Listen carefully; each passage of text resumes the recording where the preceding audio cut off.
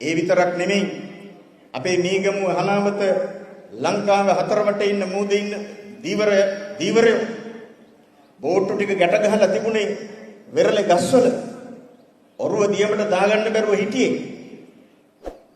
ඒ වියදමට දරන වියදමට ආදායම ලැබෙන්නේ නැහැ. මුහුදු රස්සාව එපා වෙලා කුලී වැඩ කරමින් හිටියේ.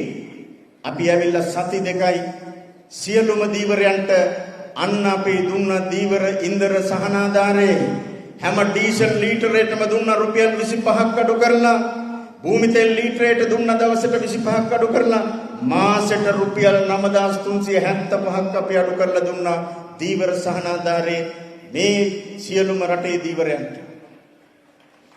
බංකොලොත් වෙච්ච රට අපි බාරගත්තේ. ණය ගෙව ගන්න බැරි රට බාර අරගෙන කොහොමද ඒක කරන්නේ? ඒ විතරක් නෙමෙයි. එදා ගෝඨාවේගේ කාලේ පොහොර නැතුව කුඹුරට බහින්න විදියක් නැතුව හිටියේ. කුඹුරු පුරන් වෙලා තිබුණේ. ගොවියට කුඹුර එපා වෙලා තිබුණේ.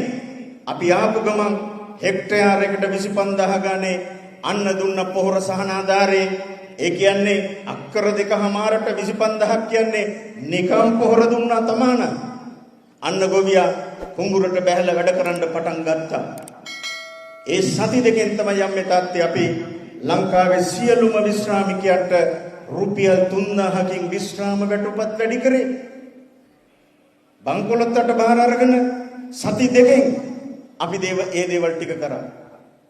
එතනින් පටන් ගත්තා අපි ආණ්ඩුව පිහිටෙව්වට පස්සේ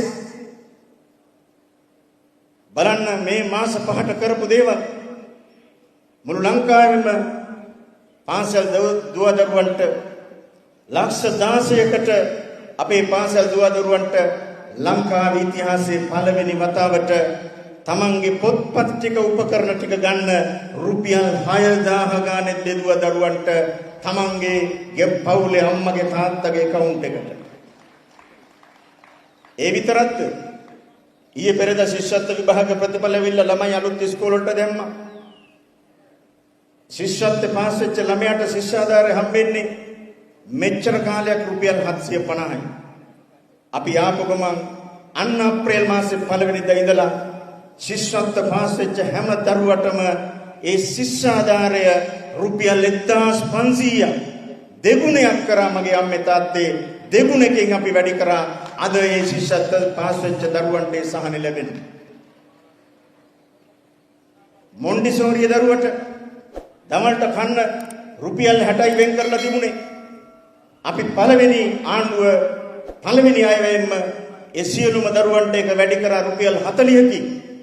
අද හැම මොන්ඩිසෝරි දරුවෙකුටම දිවා ආහාරය වෙනුවෙන් රුපියල් 100 බැගින් දෙනවා.